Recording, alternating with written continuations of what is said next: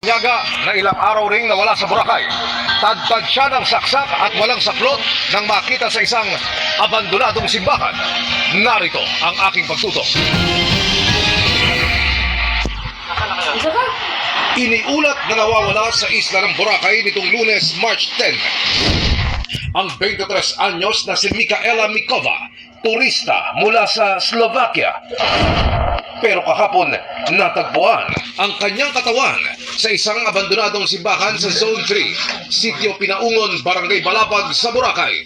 Talagang luma na simbahan na sira-sira na po. Hindi po siya mapupuntahan. Talaga ng kung hindi mo sasadyain, talaga masukal po siya. It is a place na hindi po pinupuntahan ng mga taga-Boracay usually. Wala pang resulta ang forensic investigation kaya hindi pa matukoy ang sanhi ng kanyang pagkamatay.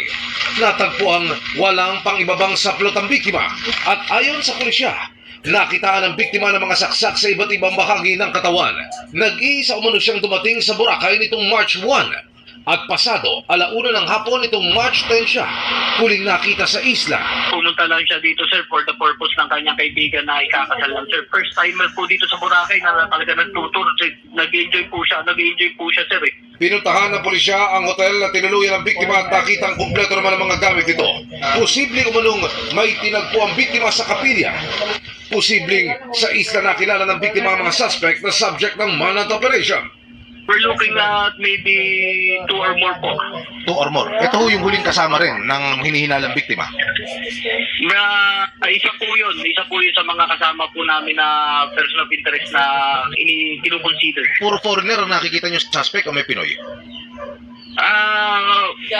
May Pinoy, sir, tapos may foreigner po. So, talagang hinahanap po namin yung mga individual sa may point of contact po siya. Opo. Yung talagang nagkaroon po siya ng interaction. I really cannot divulge pa po because I believe that the perpetrator is still in this island.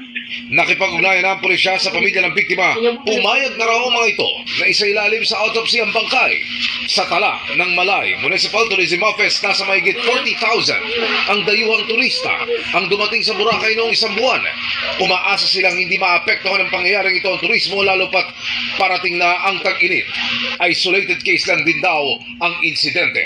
Humingi po ako ng tulong sa ating mga mamamayan, lalo na po pag meron po kayong impormasyon na importante, na meron po kayong nalalaman, please inform the PNP. Para sa GMA Integrated News, Emil Sumagi, nakatutok 24 oras.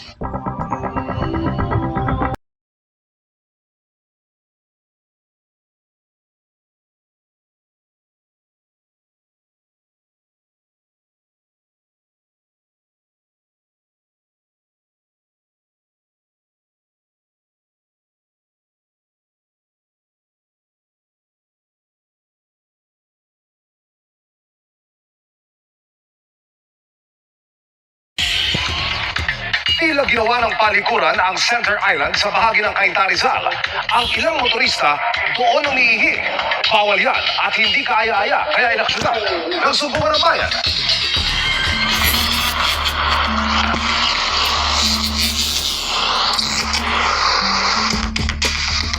Ilang jeepney ang minsay sandaling hihinto at paparada sa gitna ng Marcos Highway sa bahagi ng Cainta, Rizal. At ang mga jeepney driver umiihi sa Center Island.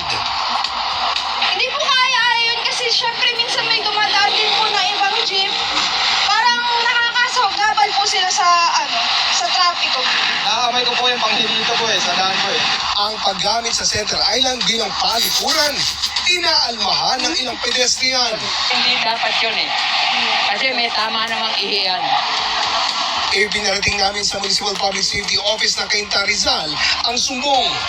Meron po tayong municipal ordinance pertaining po sa mga umiihi sa mga public places or sa mga kalsada. Mag-detail po tayo ng ating mga personnel dito para may disiplina po yung mga sasakyan or mga driver po na umiihi po yan sa kalsada.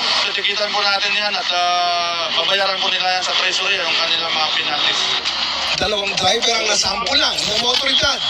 Wala naman kasi nagbawal dati dyan At saka para pag-ikot namin, diretso na naman ang biyahe. Wala po akong magawa. Nagsukat lang po ako ng diesel ko. Nakikita naman, nagsukat lang ako diesel ko. Kasi nakabubusan. Nangako rin ng MPSO na lingguang lilinisan ang lugar para iwas panghi. Meron po tayong Bureau of Fire.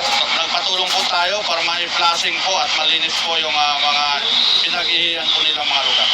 Paalala ng MPSO sa mga driver, umihi sa tamang palikuran at huwag sa Center Island.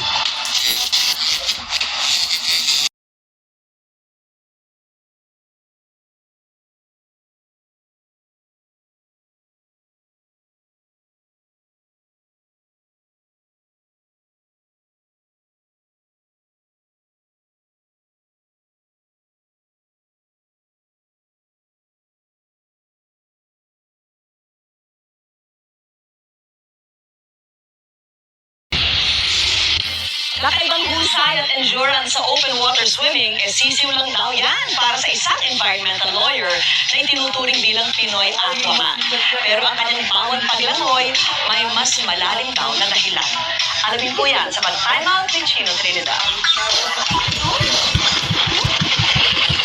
Dahil sa kanyang sinimula na paglangoy ng mahabang distansya sa karagatan o yung open water swimming, binansagang Pinoy Aquaman ang environmental lawyer na si Fiscal Ingomar Macarine. Malaking benepisyo raw ang dala sa kanya ng swimming na naging daan para umayos ang kanyang katawan at luminaw ang kanyang pag-iisip. Marami nagtatanong sa akin, how can I survive yung mga endurance swims or kaya yung mga half marathons, mga triathlons? Sabi ko, walang bisyo eh. I sleep 8 hours a day. So, energy ko ilalabas ko yung stress sa work. Ngunit bukod sa pagpapakondisyon ng kanyang katawan at isipan, may isang dahilan kung bakit ginagawa ni Fiscal Macarine ang paglangoy sa open water. Gaya ng huli niyang ginawa sa Lake Michigan sa Illinois, USA. When I was growing up in Surigao, very clean talaga yung dagat. A few years ago, like yung when I started swimming in the open water, madumi na. Ang daming mga, especially sa shoreline, ang dami ng mga basura eh. Kaya naisip ko na, why not promote marine conservation through open water swimming, yung awareness ba? Hindi madali ang paglangoy sa mga karagatan ng Pilipinas at ibang kilalang lugar sa mundo, gaya ng Alcatraz sa Amerika at ang English Channel. Pero nagkakaroon tapos ni Fiscal Macarine ang kanyang mga endurance swims, dala ng inspirasyon na binibigay ng kanyang mga anak. When I do long distance swims, iniisip yung mga bata eh, that they're waiting at the shoreline. Parang preserving our environment for our children. Chino Trinidad, Tutok, 24 oras.